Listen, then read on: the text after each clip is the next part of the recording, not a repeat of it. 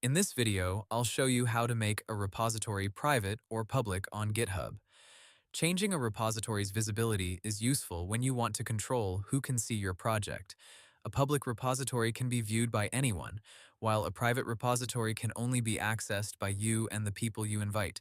First, open GitHub in your browser and sign in to your account. Then go to the repository you want to change. Once you are inside the repository, click the Settings tab near the top of the page.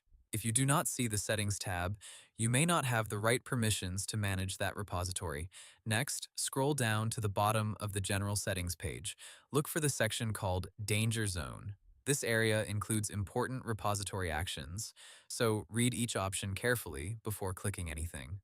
Inside Danger Zone, find the option to change repository visibility. Click the button next to it. Now choose whether you want to make the repository public or private. If you make it public, anyone on the internet can view the repository, including its code, issues, pull requests, and project details. If you make it private, only approved collaborators and organization members with access can see it. GitHub may ask you to confirm the change by typing the repository name or clicking a confirmation button. This step helps prevent accidental visibility changes. Before making a repository public, check the files carefully.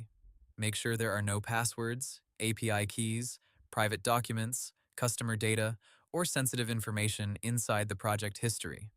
After confirming, GitHub will update the repository visibility. You can check the visibility label near the repository name to make sure it now says public or private.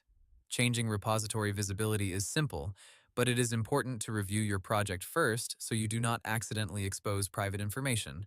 Hope the tutorial was helpful. Subscribe to my channel and see you in the next video.